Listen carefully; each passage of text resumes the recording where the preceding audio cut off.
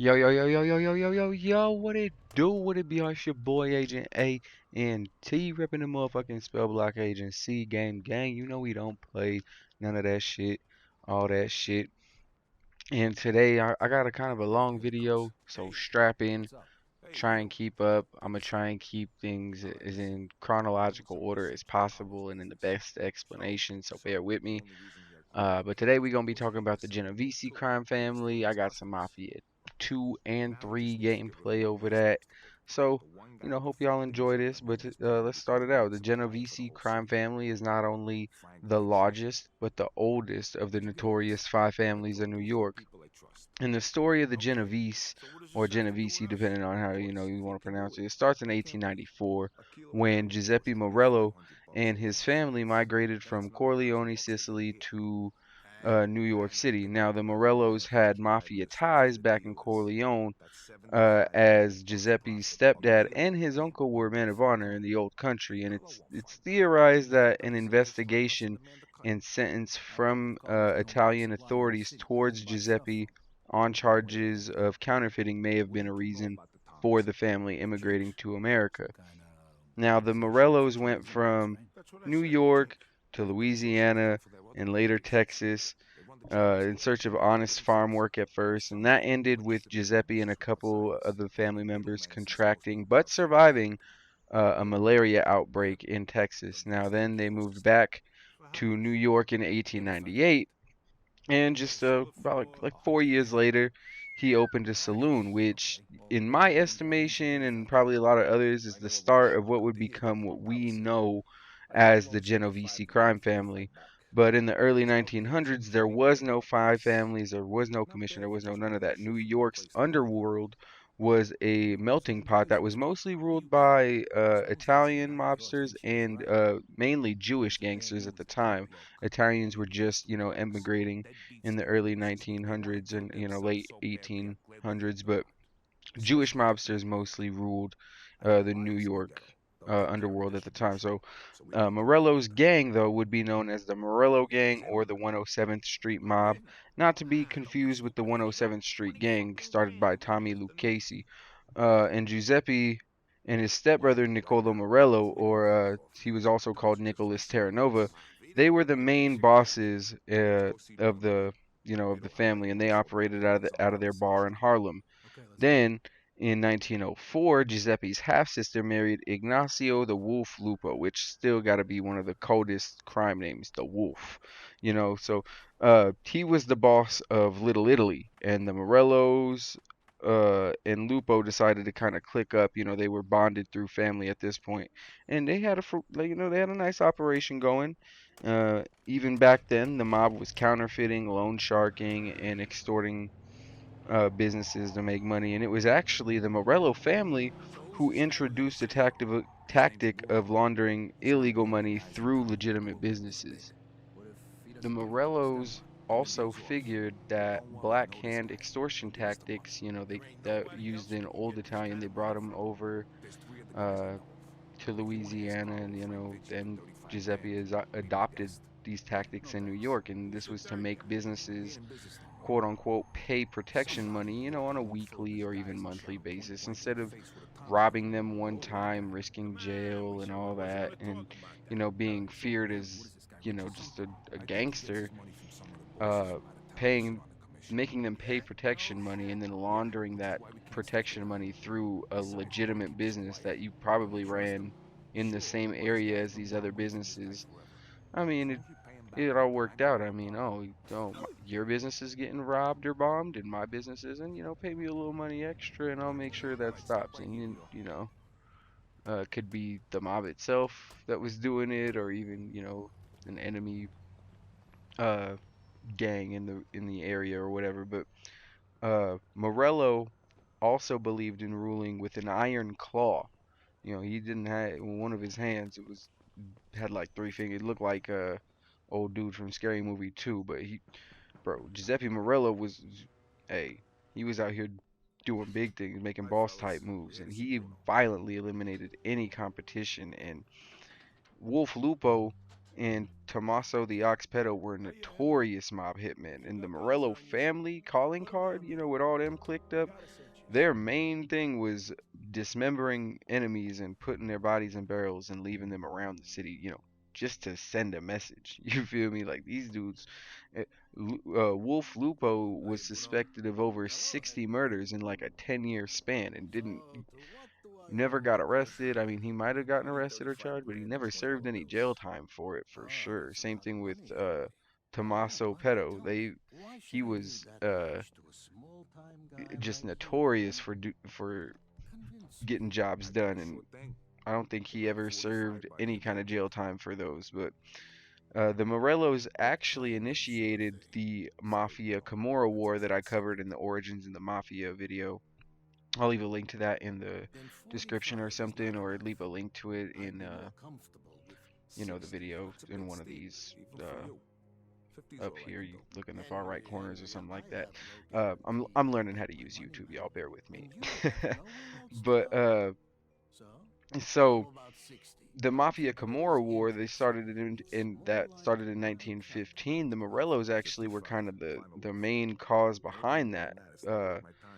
Because Giuseppe and Lupo at the time were serving prison time on federal counterfeiting charges. And Giuseppe's brother Nick was in charge of the gang at the time, and he was trying to build an alliance with a local gang called the Navy Street Gang. And he enlisted their help to get rid of a Camorra faction operating in East Harlem.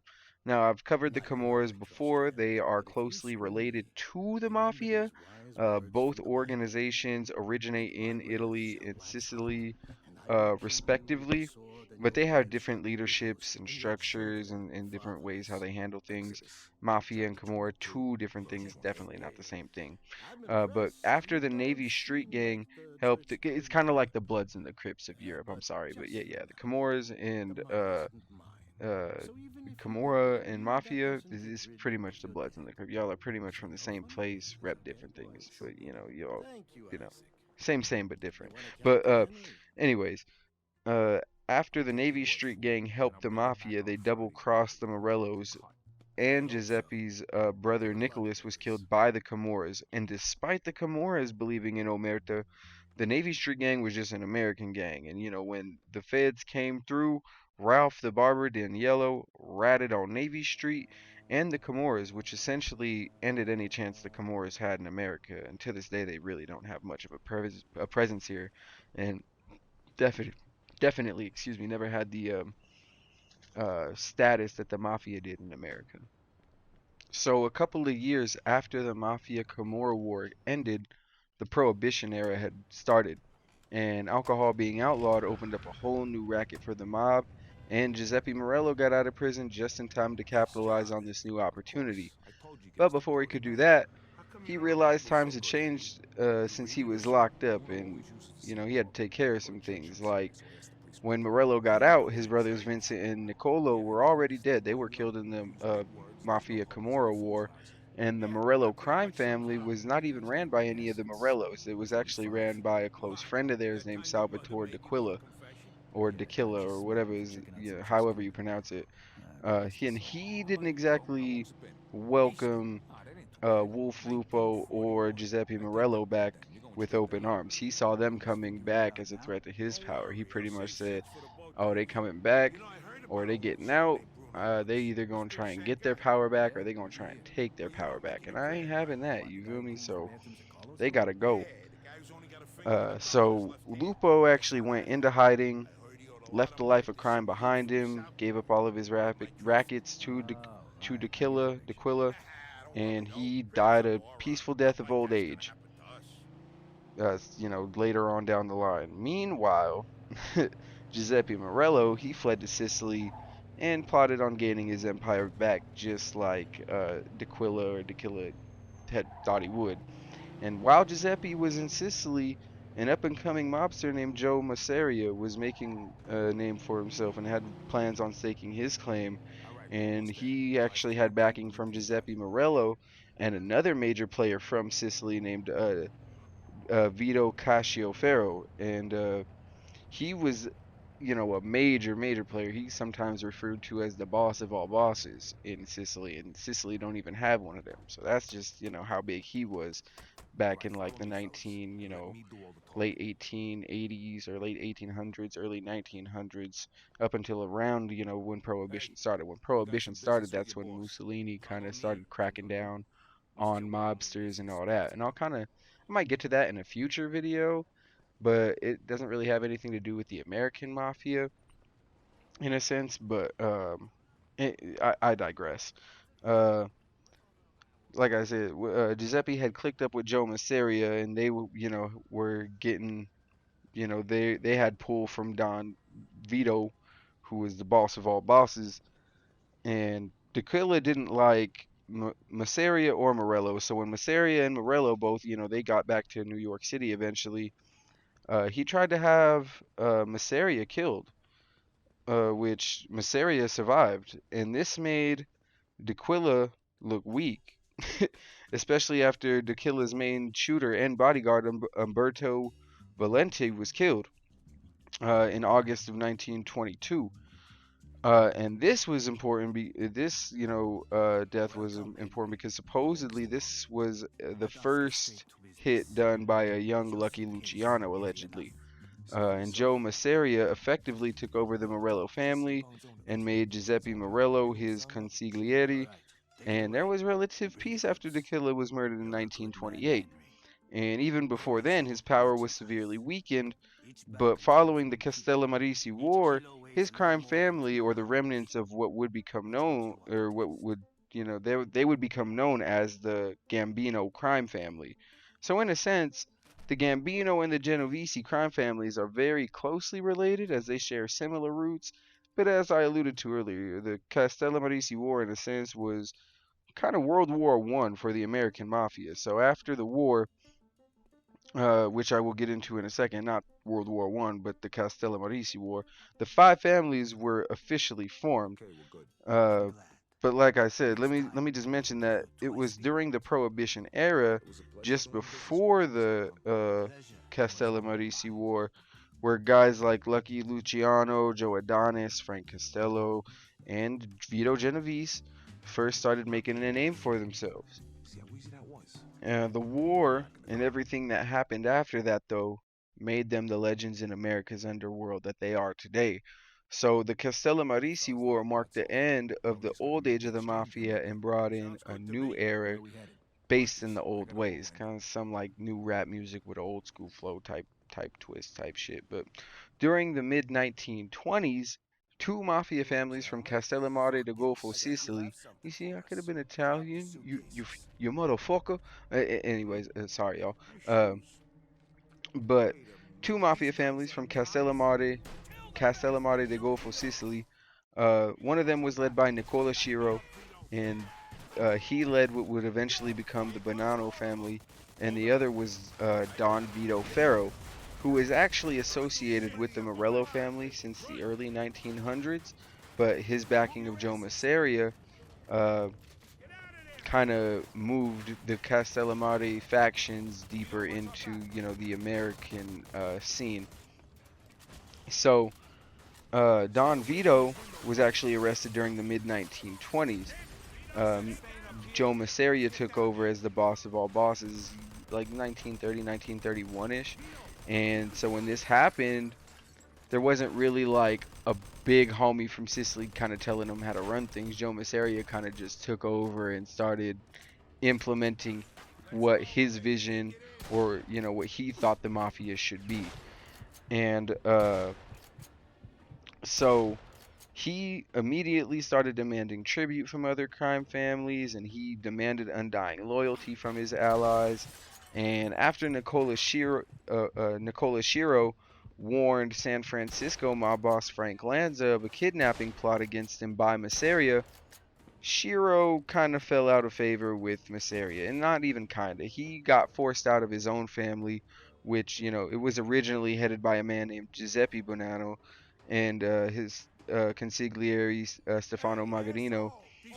And Giuseppe Bonanno was the father of Joseph Bonanno, and while Joe would become head of the family eventually he was just a kid in the 20s. So Salvatore Maranzano took over of what would become the Bonanno family, and Margarino would become boss of the Buffalo crime families and lead them into their glory years. This would kind of be the downfall of Masseria, though. Check this out. After Maranzano takes control of the Bonanno family, uh, Gaetano Reina would kind of switch sides over to Maranzano. Uh, Masseria saw this as disrespect and allegedly told Luciano to arrange the hit. And on February 26, 1930, Reina would be shot point blank by a shotgun, allegedly by Vito Genovese, or it could have been Joe Pinzolo, allegedly, either one of those guys, but uh, not really too sure on which one for sure. So then, on August 15th, 1930, the Bonanno family would get a big score as Giuseppe Morello was murdered at his East Harlem office, and this would mark the end of the Morello family. Soon enough, it would be the Genovese family. But we're getting kind of ahead of ourselves. So Morello got hit, and the Bonannos weren't on defense long because 2 weeks later, Pinzolo was killed. And after these incidents, the Reina family would formally switch sides with Maranzano, and just 3 months later, on November 5th, 1930, Manfredo Mineo, who he was the leader of the Gambino, or what would become the Gambino family after D'Aquila was murdered. He was murdered along with his bodyguard after Maranzano's gunmen shot them both in an apartment courtyard from a first floor apartment building.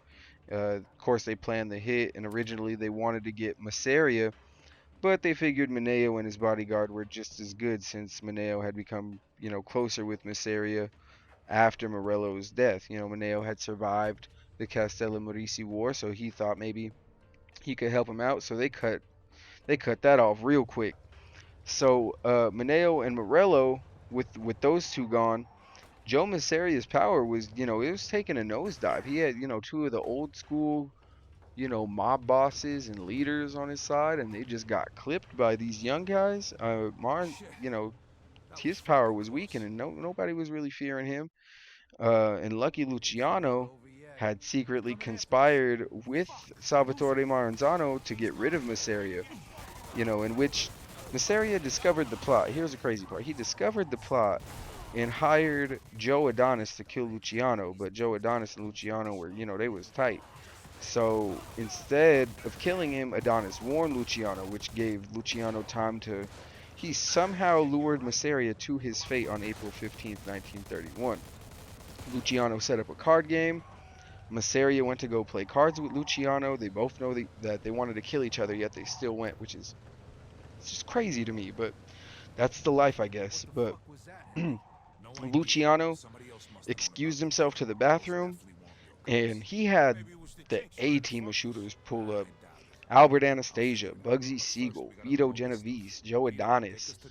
And I mean, he was there, but he excused himself. He wasn't a part of it. But all four of those guys walked in, and they getting the job done. And no arrests were ever made. And bye-bye Joe Masseria. You the former boss of all bosses.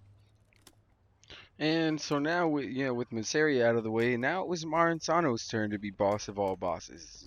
It's Brucey's time to shine, baby. And Luciano, Adonis, and Genovese kind of all were, they found out that Maranzano was just as bad, if not worse, than Masseria. And Maranzano was arrogant and compared his criminal empire, you hear what I said? His criminal empire to the Roman Empire, and even came up with, he came up with the chain of command for the Mafia that we actually still see today, with the whole boss, consigliere, capo, soldier roles. But Luciano and his guys, they wasn't feeling this new boss, and they bided their time and waited for the time to strike. Maranzano was vain, but he wasn't dumb, and he knew Luciano was too smart for his own good, and he decided that he had to go, before Lucky turned him into the next former boss of all bosses. And Lucky's good friend, Tommy Lucchese, informed him of this. So it's like they didn't call him Lucky for nothing. 2 straight uh mob hits, paid hits from literally the two most powerful crime bosses, and you just had homies that were like, nah, bro, I fuck with you too hard. I'm not trying to kill you, or hey, fam, like I know this dude's saying one thing, but you gotta strike before he do. So, uh, Maranzano actually told Lucky and Vito Genovese to meet him up at his office, and Lucky smelled the setup, so he sent four Jewish mobsters and Tommy Lucchese to the office instead. And the four Jewish gangsters posed as police and disarmed Maranzano's men before going into the office. And they shot and stabbed Maranzano, so they let him know it was personal. And legend has it, now this is just some old mob shit, but legend has it on their way down they ran into Vincent Mad Dog Vincent Mad Dog Cole, who was he was arriving to help Maranzano take out Luciano and Adonis. Uh, but with Maranzano dead, Mad Dog was already paid, and he said it was the easiest 25K he ever made. Obviously, got the job. He got paid for a job, and that didn't even have to get done. You feel me? So, free real estate. But with Maranzano dead, there was officially another new age of the mob, and Maranzano's era didn't even last a whole year. You feel me? You took over Boss of All Bosses in like I want to say January of 31, and he didn't even make it to September. I think he got clipped in August or something like that. Uh, yeah, but he didn't. He actually might have got clipped like maybe September later, but I know he didn't make it to like October or none of that. But uh, so as I've mentioned in previous videos, Lucky Luciano actually got rid of the Boss of All Bosses moniker. He just said it led to too much infighting, and he established the commission. And instead of the Bonanno, Colombo, Gambino, and Genovese and Lucchese families acting as hedge funds for the Boss of All Bosses family, the five families were now more of the governing body of America's criminal underworld. Plus, all the families kept the structure that Maranzano instituted, so now the families were, in a sense, united and more organized going into the Great Depression and World War II. So, this new age of the mob would focus more on extortion and bribery more than murder and infighting. And for the most part, it was successful until Thomas Dewey came along, who I've talked about in my Dutch Schultz video, which is actually one of the more popular videos on my channel. Go check it out. I'll leave another link in that or something. But for a refresher, Thomas Dewey had enough of the organized crime and he wanted to bring these thugs to justice, long story short. Dutch Schultz went to the commission and asked them for permission to kill Dewey, and the commission said no. And Dutch Schultz said, I'm not even Italian, fuck y'all. I'ma kill Dewey anyway. So the commission ordered Murder Inc. to kill Dutch, which I don't know if it's irony or coincidence. I don't really know. I'm not too familiar with the difference between the two, if there is at all. But after Murder Inc. killed Dutch, Dewey went after Murder Inc. and actually had a big hand in bringing them down and brought a lot of heat down on Albert Anastasia, who eventually got killed because he wouldn't listen to the commission or ask for permission to hit him. Shout out Biggie. But Dewey didn't stop with Anastasia or Murder Inc. as then he set his sights on tying Luciano to a prostitution ring. And even though the commission tried everything to bury the trial, some people just couldn't be bought, contrary to Ted DiBiase's theory. Luciano was set upstate to rot in 1936, and even though he got pardoned for helping the Navy, the real Navy, not the Navy street gang, but the U.S. Navy during the war, uh, he was a key player in Operation Underworld, which Thomas Dewey himself admitted Luciano provided key intelligence for. Dewey commuted his sentence under the condition that Luciano be deported to Italy, and Luciano was deported in 46 and spent the rest of his life under close surveillance in Italy and never regained the power that he once had, which is crazy. You're in exile, you're pretty much living out your life in exile, but now you got the U.S. government watching you and the Italian. You got two different governments watching you, making sure you stay in exile. That's some crazy shit. But that's kind of a sad way to go. But uh, Frank Costello would remain head of the Genovese crime family right up until Vito Genovese got extradited from Italy to America to face a murder charge. Now, Vito Genovese allegedly ordered the murder of Ferdinand Boccia over Genovese owing Boccia money from. They both cheated a wealthy gambler out of like 150K or something like that, and instead of paying him, Genovese allegedly had him killed.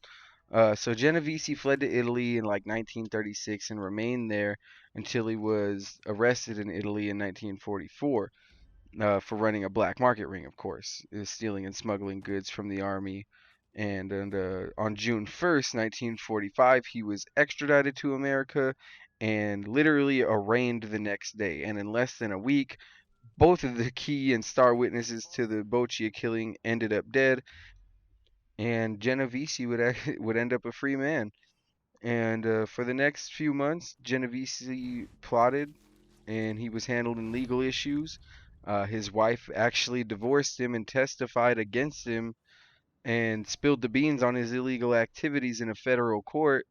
And by 1957, he was, I guess that didn't matter to him because in 1957 he decided to finally move on Joe Costello and stake his claim to his own family.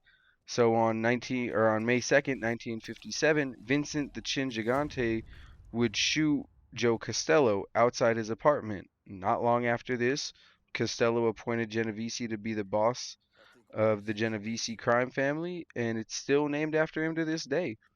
And just when Genovese took the reins, it seems his ambitions had got the best of him. As not even a year after he became boss, Genovese called a huge meeting in Appalachian, New York, and this was discovered by a New York State trooper. The meeting took place in November of 1957, and so not long after he becomes boss, he draws an insane amount of attention to the mob. So the commission set up a fake drug deal, and Genovese was indicted on conspiring to import and sell narcotics.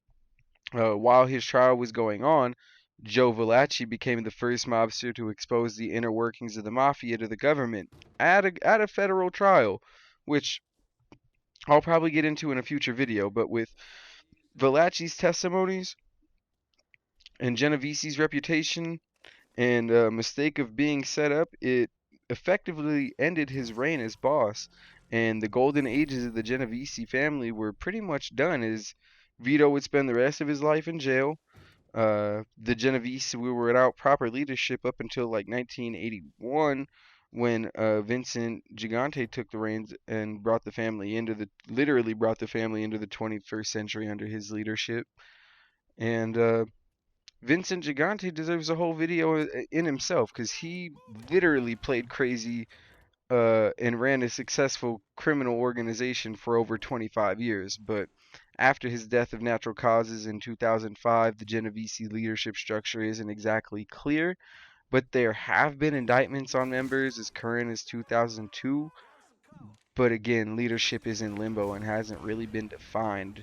But the Genovese's power and influence, it has waned just like any other, of the mafia families, as Crips, Bloods, GDs, Latin Kings, and other street gangs have moved in and sprouted up over the years, moved in on their turf, but they still control the same area of Prince Street where Giuseppe Morello opened up his bar and started building brick by brick the oldest crime family in American history. Uh, Hope y'all enjoyed the video though. This has been the Genovese crime family. I'm gonna do all five families during this season, and then I'm gonna be thinking about what series of videos I want to do next. But hope y'all enjoyed this one. It took me uh hella long time to research, especially all the five families. I got all five videos written. I got a whole new setup. Got the Elgato. I got wireless soundproof headset. I'm using Sony Movie Maker. I'm doing it big, y'all. Making hot content dropping, y'all. So stay tuned, cause I got more hot content dropping soon. It's been your boy Agent ANT, repping the Spell Block Agency. Game gang. We don't play none of that shit, y'all. Be safe. Don't get smoked. I'm out. Peace.